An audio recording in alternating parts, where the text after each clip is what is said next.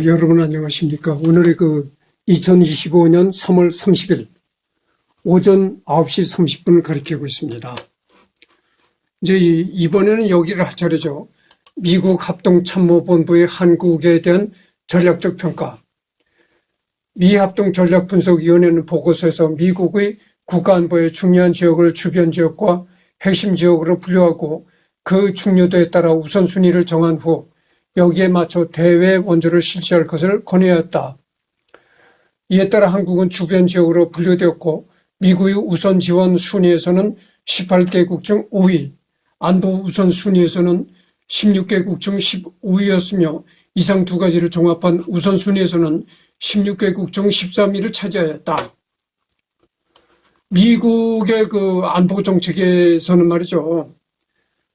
전 세계적으로 안보가 굉장히 중요하다고 생각되는 국가가 16개 국가 중에 한국이 15번째라는 겁니다.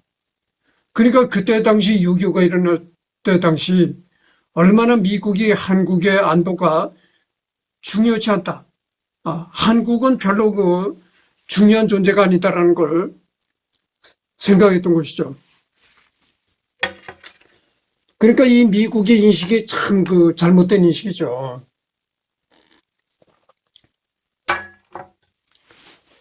그렇게 한국은 별로 중요하지 않은 나라라고 생각하고 있었다 이런 얘기입니다. 미국 합동참모본부는 1947년 9월 15일 한국의 군사 전략적 가치에 대한 평가를 해달라는 국무부의 요청에 대한 9월 26일 답신에서 한국은 군사적으로 전략적 가치가 낮다라고 통보했다. 즉 합동참모본부는 군사적 관점에서 한국의 군대나 기지를 유지할 전략적 가치가 거의 없다고 말한 것이다. 한국은 군사적으로 안보의 중요성이 전혀 없다는 겁니다. 그래서 군사적 관점에서 한국의 어떤 미군을 거기다 주둔시킨다든가 하는 그런 가치가 전혀 없는 나라다. 이렇게 생각했다는 거죠. 그래가지고 해방 직후에 바로 미군정을 실시했잖아요. 그래서 미군정을 실시할 때는 미군이 여기 주둔하고 있었는데, 우리나라가 이제 우리나라가 독자적인 대한민국 정부를 수립하고 그러니까 아주 소수의 인원만 남기고는 다 철수시켰던 겁니다. 그럼 그만큼 한국이 전략적으로 중요하지 않다고 이제 미국에서는 그렇게 생각했던 거예요. 또한 국무부, 육군부, 공군부, 해군부 등 사부로 구성된 사부정책조정위원회에서도 만약 극동지역에서 적대 행위가 발생할 경우 현재 한국에 주둔하고 있는 미군은 오히려 군사적 부담이 될 것이며 적대 행위가 발생하기 이전에도 주한미군이 전력을 실질적으로 보강하지 않고는 유사시 지탱하지 어려울 것, 장차 미국이 아시아 대륙에서 수행하게 될 어떠한 지상작전도 한반도를 우회하게 될 것이라고 판단하였다. 참고로 사부정책조정위원회는 2차 대전 때는 3부정책조정위원회이지만 육군 항공대가 공군으로 독립하면서 사부가 되고 이후 1949년 6월에 NSC가 창설되며 폐지되었다. 그러니까 이때 당시 미국의 인식이라는 게 얼마나 한반도를 전략적 가치가 없는 곳이라고 굉장히 그렇게 나쁘게 평가했는지 알 수가 있는 것입니다. 주일 미국 대사를 지낸 에드윈 라이샤워 박사도 한국은 군사적인 견지에서 미국의 불필요한 국가라고 단정하면서 한국의 공군 기지는 소련 지역과 가깝지도 않고 오키나와 기지처럼 안전하거나 편리하지도 않다고 하였다. 주일 미국 대사를 지닌 에드윈 라워샤워 박사도 이렇게 얘기를 했다는 거죠. 한국은 미국에서 볼 때 소련과도 거리가 먼 국가고 전혀 한국은 거기에 군사적 전략적으로 가치가 없는 나라다 이렇게 얘기를 했다는 거예요. 결국 1947년 9월 26일 합동참모본부의 판단은 미군의 현 병력 수준이 명백히 부족함을 감안할 때 현재 한국에 주둔 중인 미군 2개 사단 총 4만 5천 명의 군단 병력은 다른 지역으로 전용될 수 있다.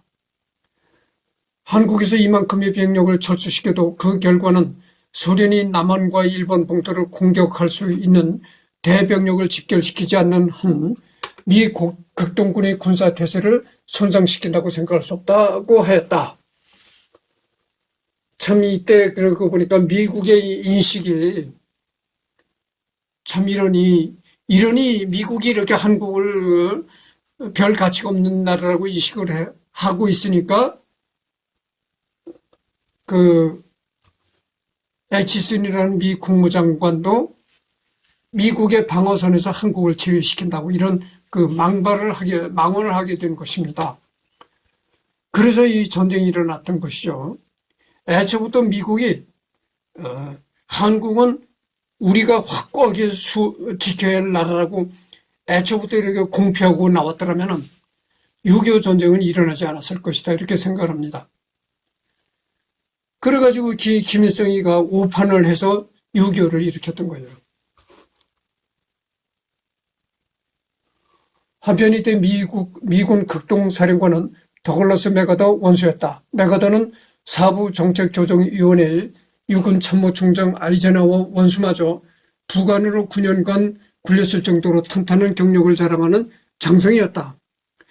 이 상황에서 맥아더가 한반도가 심상치 않다고 언급했으면 유의 기류를 변화시킬 수도 있었겠지만 그런 일은 일어나지 않았다. 아이젠하워 있잖아요. 아이젠하워 장군. 이 사람, 아이젠하워 장군이 미국의 대통령을 지냈죠. 그렇게 미국의 대통령을 지낸 아이젠하워 장군이 맥아더의 부관으로 있었습니다. 그러니까 맥아더의 비서 역할을 했던 사람이 미국의 대통령이 됐다고 하죠. 근데 이때는 맥아더마저도 한반도가 별로 그렇게 중요치 않다고 이런 식으로 생각을 했다는 거죠. 그러니까 맥아더마저도 그런 식으로 생각을 했다 이거죠.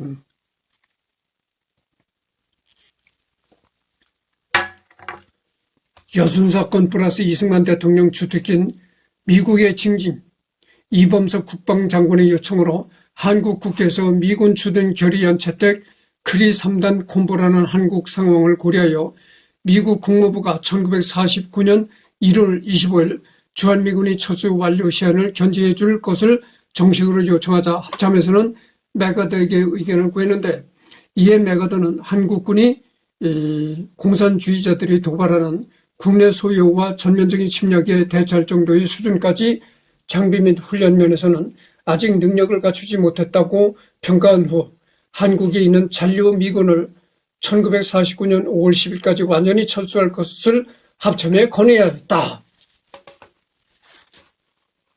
여기 보면은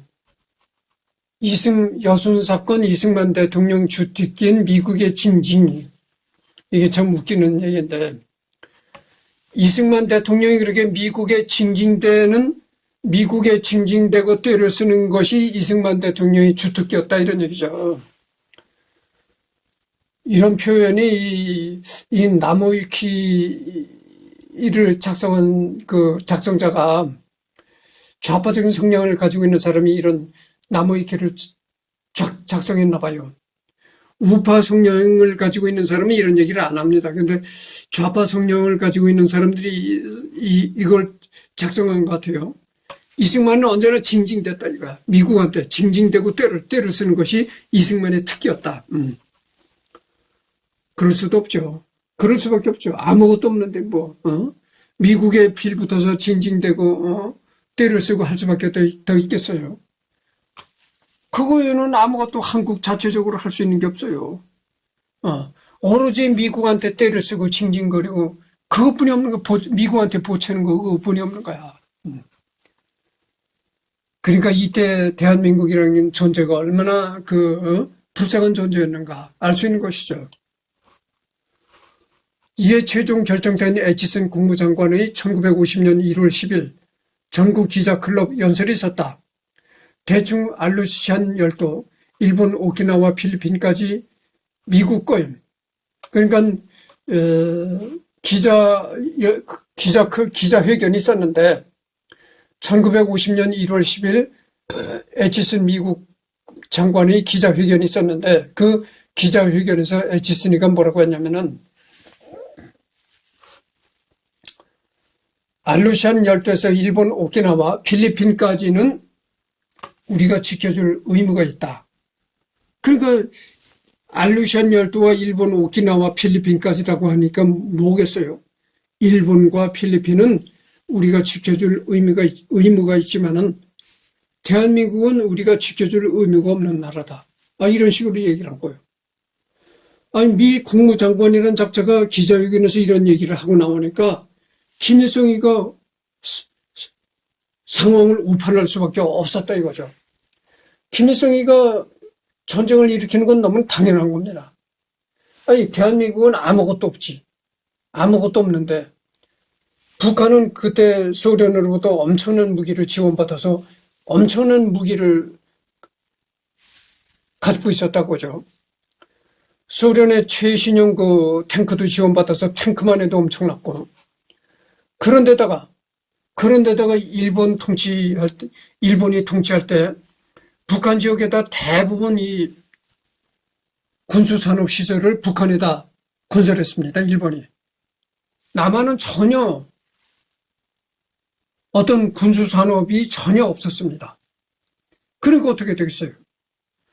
미 국무장관이라는 작자는 기자회견에서 공식적으로 우리는 한국을 지켜줄 의무가 없다고 이렇게 떠버리고 또 대한민국은 전혀 군사적인 어떤 무기도 제대로 갖추지 못했고 야, 이게 정말 하늘이 내린 기회로구나. 오판하는 건 너무 다 당연한 거죠. 내가 정말 이 기회에 통일을 시켜야 되겠다. 너무 당연한 겁니다.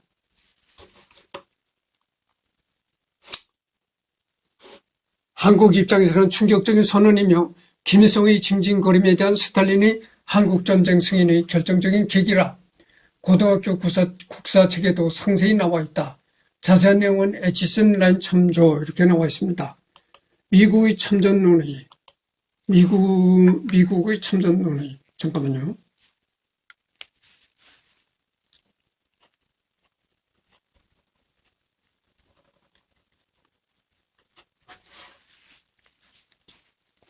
그러니까 그때 당시 미국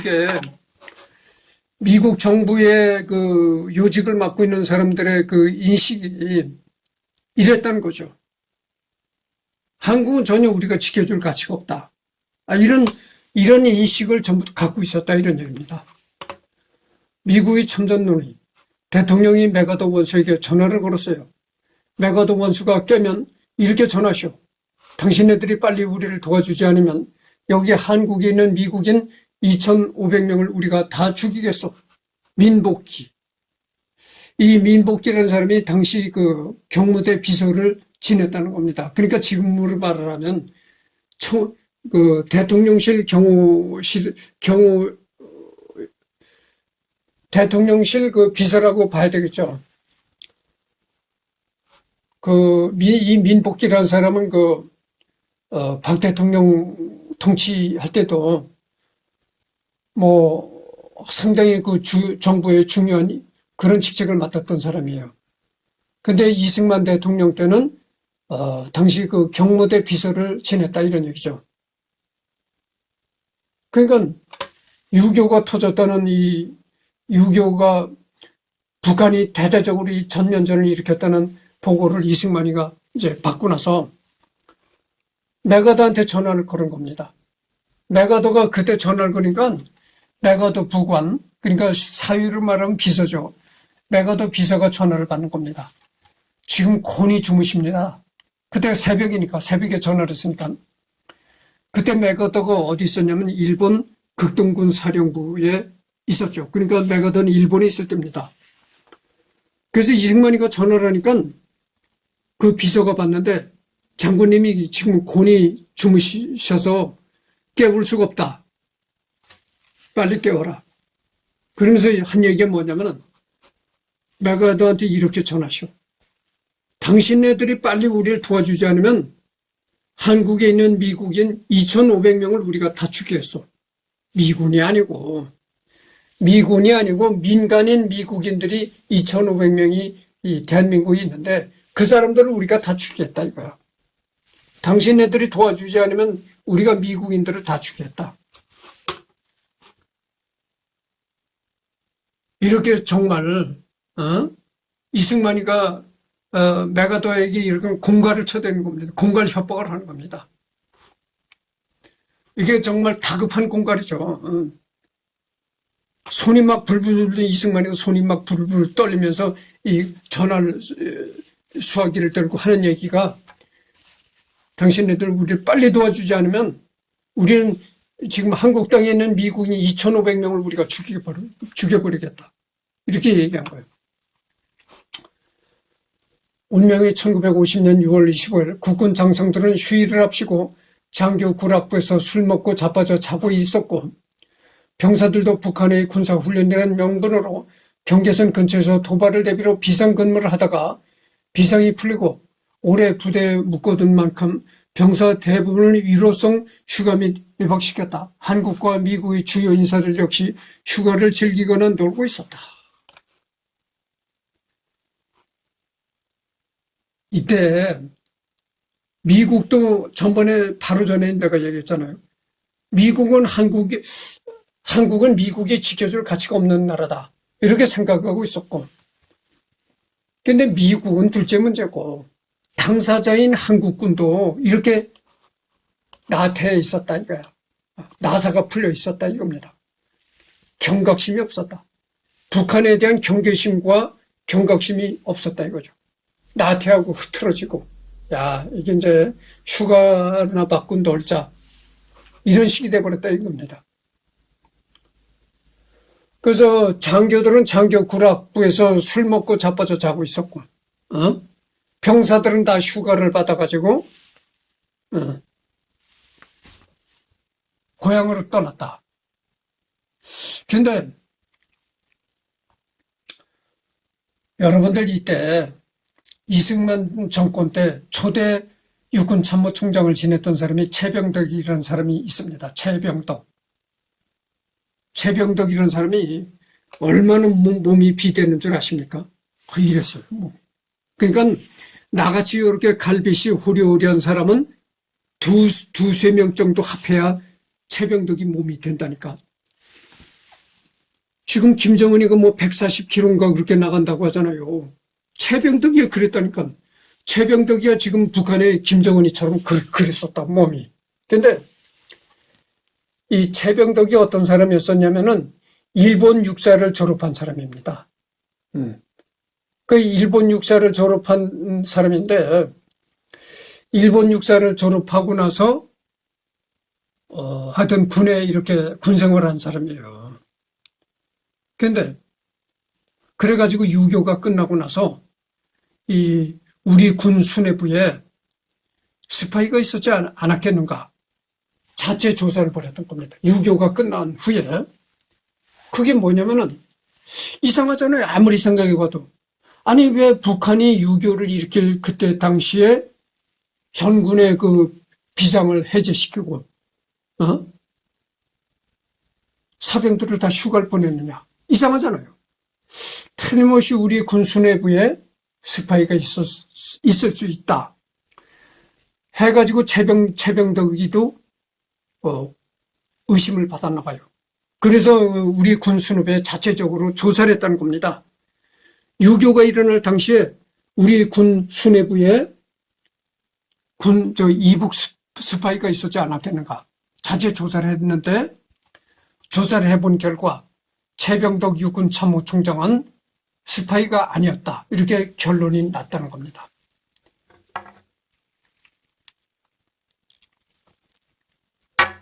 이게 왜 유교가 일어날 당시 다 그렇게 병사들을 휴가를 보냈냐면은 군에서도 보릿고개가 온다는 거예요.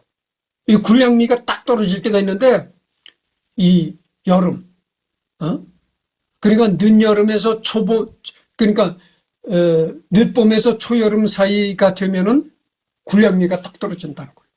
그래서 그 군량미가 떨어지니까 너희들 그 휴가를 받아서 고향에 가서 먹고 와라. 그동안 이래서 식소를 덜기 위해서 전부 보냈다는 거예요. 그때 유교가 일어날 그때쯤 이 군량미가 딱 떨어진다는 겁니다. 그래서 이 입을 덜기 위해서 다 휴가를 보냈다는 거예요.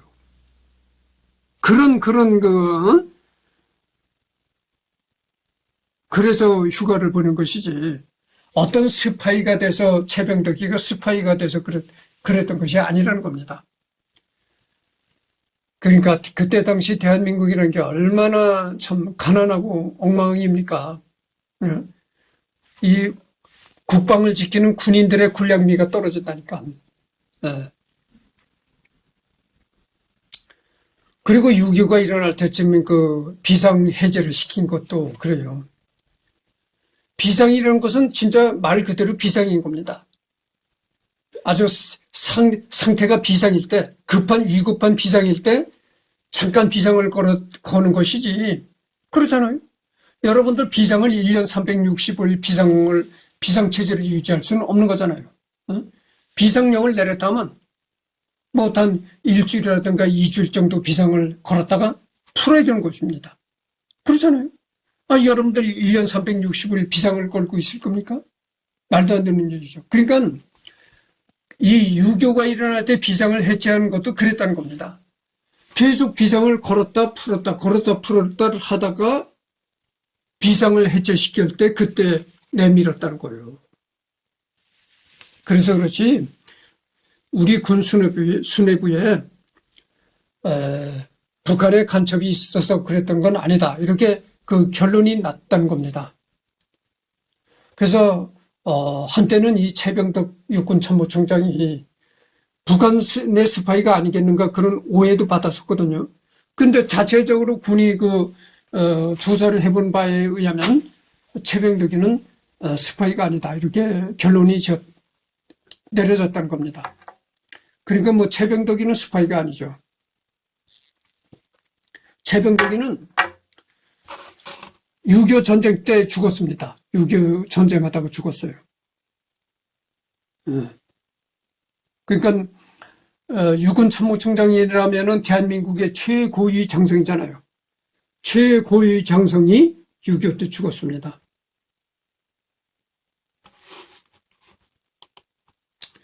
그 최병덕이가 죽은 그 일에도 여러 가지 그 얘기거리가 많아요.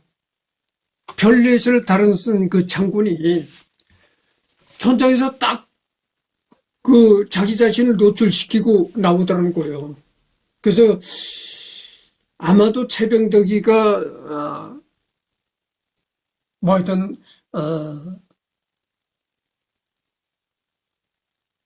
뭐 이 얘기는 나중에 최병덕이가 얘기가 나오면 또 하도록 하겠습니다. 지금 23분은 경과했습니다. 아무리 휴일에도 그렇지 6월 20일 새벽 북한군이 쳐들어온다는 정보부 및 전방부대의 보고가 올라와 당시 육군 참모총장이던 최병덕이 다급하게 전화해도 받질 않자 근처에 거주하는 장관 부관에게 전화하니 국방부 장관이라는 작자가 영국에서 오래 생활하시다 보니 신사로서 일요일에 근무하지 않습니다. 라면서 나라가 전쟁에 돌입하였음에도 일요일에는 일 안 한다며 전화 코드 뽑고 수면을 계속하는 것도 모자라 다음날 대통령 이승만이 주력 전차 대응 방책이 구비되지 않음을 걱정하자 문제없고 반격에서 북진 중이라고 거짓 보고하는 행태는 절대 정상이 아니다. 이 때문에 신성모는 이승만에 가려져서 그렇지 사실상 6.25 전쟁 초반 대열세는 신성모 지분이 크기도 했다. 이승만 대통령 시절에 그 육군 참모총장을 지냈던 최병덕이 얘기를 했잖아요. 그리고 이때 그 국방부 장관을 지냈던 자가 누구였냐면은 신성모입니다. 신성모가 이렇게 참 국방부 장관 자질이 없는 사람이었다 이런 얘기죠. 그건 뭐 급한 상황이 벌어졌다고 전화가 오는데도 다급한 전화가 국방부 장관한테도 걸려오는데 국방부 장관이란 작자는 일요일 날인데 무슨 전화를 받느냐. 일요일 날에는 당장 쉬어야 되는 거 아니냐. 아니, 전쟁이 터졌다고 보고가 오는데 일요일이고 밤중이고 그게 있습니까? 일요일이든 밤중이든 전화를 받고 대처를 해야죠. 이 신성모 국방장관이 참 어이없는 사람이에요. 지금 생각해도. 그러니까 그때 당시 어떻게 대한민국 국군이 그렇게 6.25를 당하려는지 그런 운이었었는지 몰라도, 자, 일본 육사를 나왔던 최병덕이도 참 별 볼 일 없는 사람이었고 몸이 이렇게 뚱뚱했는데, 국방부 장관을 지냈던 신성모도 참 어이없는 사람이었다, 이런 얘기죠. 이 신성모라는 사람은 군 출신이 아니에요. 그러니까 마도로서 출신입니다. 배 선장이잖아, 상선. 배 상선의 선장 노릇을 했던 사람이에요.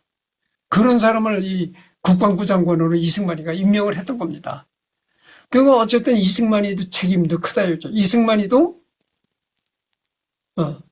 국방부는 아무 상관이 없던 사람을 국방부 장관에 앉혔었다, 이런 얘기죠. 그러니까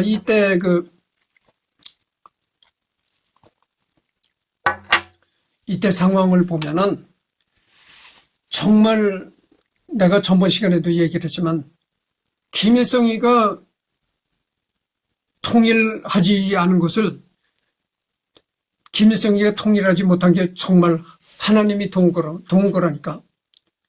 그러지 않으면 김일성이 통일했어요.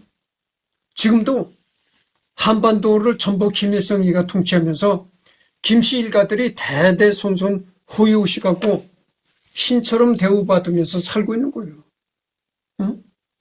지금 우리 대한민국도 전부 김정은 장군님, 하늘과 같은 김정은 장군님, 맨날 이렇게 김정은 사진 날 때부터 절을 하고 이렇게 살아야 됐었다니까. 그렇게 안 된 게 정말 기적이라니까. 정말 기적이에요. 대한민국이 이렇게 적과 통일이 안 된 게 기적입니다. 기적.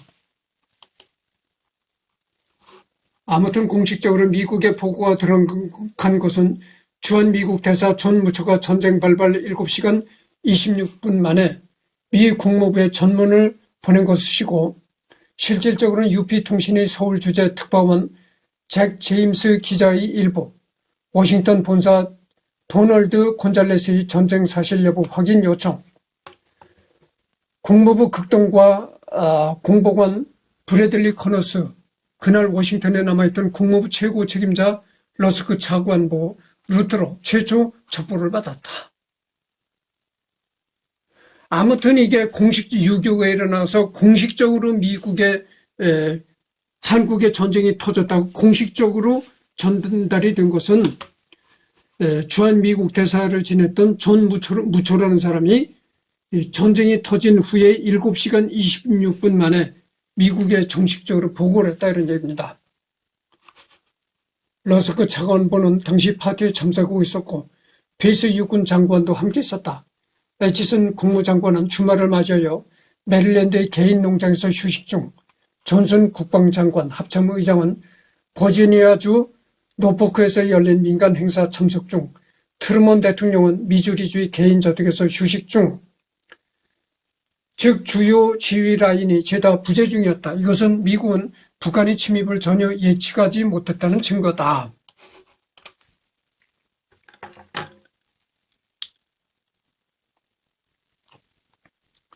에치슨 국무장관은 한국의 유교가 터졌을 때 메릴랜드에 있는 자기의 개인 농장에서 쉬고 있었다. 존슨 국방장관 합참의장은 버지니아에 열린 어떤 민간 행사에 참석 중이었다. 트루먼 대통령은 미주리주의 자기 개인 집에서 쉬고 있었다. 전혀 북한이 유교를 일으킬 것이라는 전혀 어떤 정보도 없었고 그랬었던 거죠. 미국마저도 이런 식이었었는데 대한민국이 오죽했겠어요. 그래서 먹고 놀자.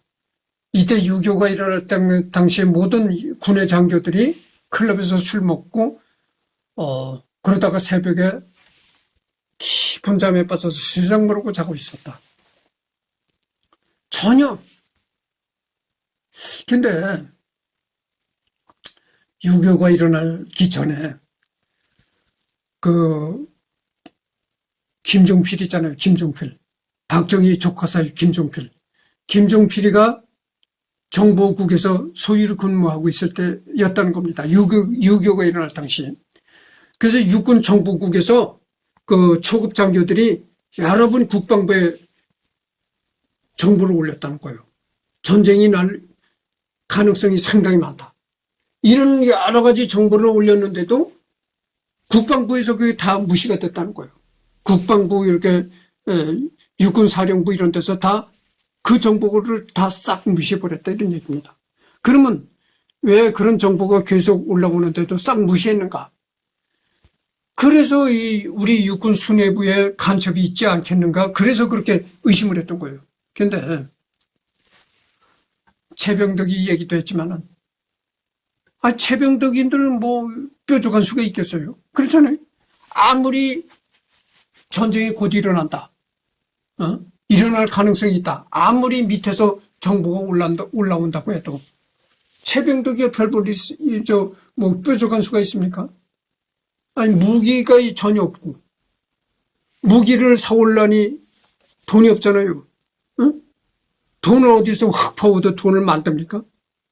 돈이 없는데 무기를 사올려도 돈도 없고 우리가 또 무기를 자체적으로 만들 수 있는 기술 산업 수준도 되지 못했고 돈을 가지고 사와야 되는데 돈이 어디 있나요?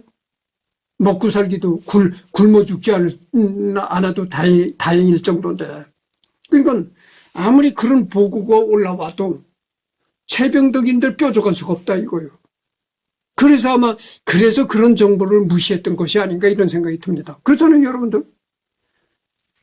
뭔가 무기도 있고 뭔가 싸울 수 있는 그런 자원이 있어야 뭐 어떻게 대책이라도 세우지. 전혀 건덕지가 없는데 아무리 보고가 올라온들 어떡하겠어요. 최병덕인들 뭐 뾰족한 수가 있겠어요. 아마 그래서 그런 정보들이 묵살이 되지 않았겠는가 이렇게 생각합니다. 하여튼 김종필 중위, 소위 중위 이런 사람들이 그렇게 사태가 위중하다는 그런 정보를 계속 올렸다는 거예요. 보고를 올렸는데도 그게 군수뇌부에서 묵살이 돼버렸다 이런 얘기입니다. 그래서 방금 전에도 내가 얘기했지만 군수뇌부도 뾰족한 수가 없는 거야. 그렇잖아요. 돈 있어야 뭐 미국 가서 무기라도 사오고 대비를 했지 전혀 없는데. 그러니까 아마 뾰족한 수가 없으니까 그래서 그런 정보를 일축했을 수도 있다 이렇게 생각할 수 있겠습니다. 지금 33분을 경고했는데 조금 더 해야 되겠습니다.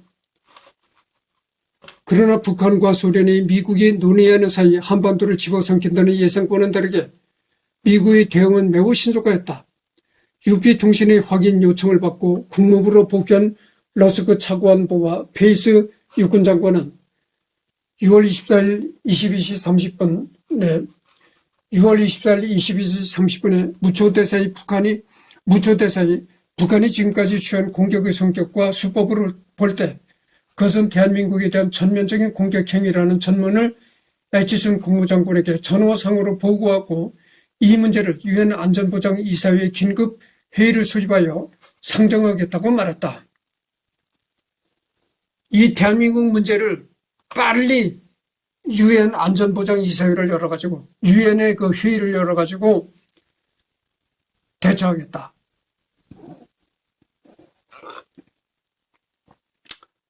이랬다는 거죠.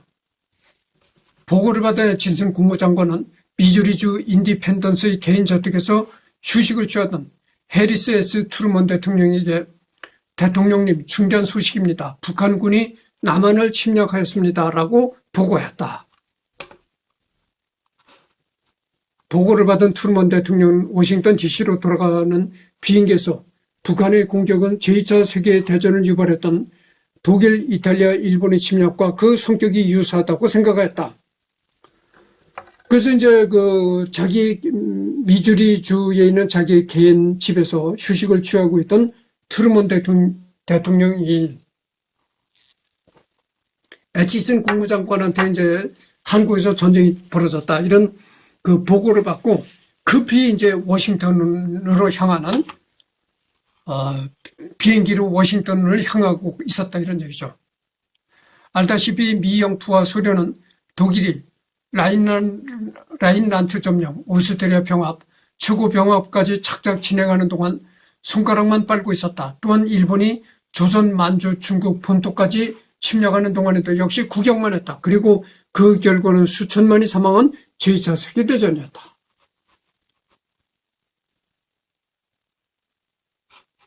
보세요.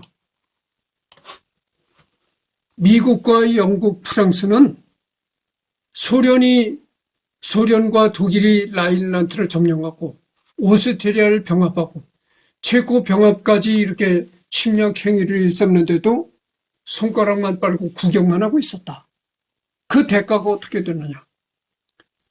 그 대가로 제2차 세계대전이 일어나가지고 엄청난 수천만이 사망했다. 그러니까 어떤 사건이 벌어지면 초기에 대응해야지.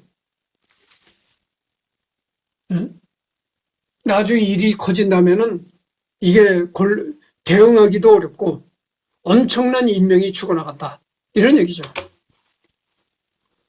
이에 트루먼 대통령은 공산주의 침공과 도전에 강경한 입장을 안 내놓고 당시에는 지킬 가치가 없다고 평가받던 한국이 그대로 적과 통일이 될 시 소련은 서방의 무대응을 보고 얕잡아봐서 소련이 위성국가를 지원해 더 큰 전쟁을 벌일 경우 결국 3차 대전이 일어날 것이라고 생각하였고, 또다시 세계대전이라는 큰 희생을 치르기 전에 지금 바로 지원군을 투입하여 북한과 소련의 야욕을 막아야 한다고 판단한 것이다. 한국에서 전쟁이 터졌는데도 미국이 한국을 돕지 않고 이렇게 나온다면은 소련이 어떻게 오판을 하겠는가. 야, 어떤 침략을 해도 미국이 전부 개입을 안 하는구나. 침략한 나라를 자꾸 침략해서 우리가 더 세를 자꾸 넓혀야 되겠구나. 이래가지고 계속 팽창주의로 나간다 이거죠. 그래서 이거 안 된다. 어떻게 해서든 우리가 개입해가지고 이 전쟁을 개입해가지고 소련의 야망을 꺾어야 된다 이거죠. 그런 차원에서 적극적으로 지원하게 됐다, 이런 얘기입니다. 지금 38분을 경고했습니다.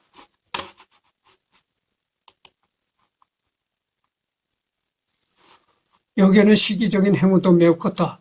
2차 대전 이후 소련은 공산주의 위성국 확장을 위해 빈번히 서방의 대응 능력을 간봤다. 대표적으로 그리스 내전에 적극적으로 지원하였으며 이 외에도 동독 내에 위치하였고 분할 통치 중이던 서베를린을 소련이 봉쇄하며 물자 수송을 차단시키는 도전해왔다. 당연히 미국은 소련이 일부러 그러는 것을 인지한 상황이었으나 2차 대전이 끝난 지 얼마 안 돼서 또 전쟁을 하는 것은 무리라 직접적인 전쟁을 피하기 위해 피해왔다. 소련이 꾸준히 서방의 대응 수위를 알아보기 위해 도발을 해왔기에 6.25 전쟁이 소련이 노골적인 야욕이라는 것이라고 바로 판단이 가능했다. 더욱이 당시 소련에 핵폭탄이 없던 반면 미국은 핵폭탄을 가지고 있었기에 히로시마와 나가사키의 모습을 본 소련도 미국과의 직접적인 충돌을 피하려고 했다. 하지만 이번만큼 개입조차 안 하고 남한을 포기한다면 소련이 기고만장해져서 제3차 대전이 더 가까이 올 것이라 여기며 참전하기로 결정한다.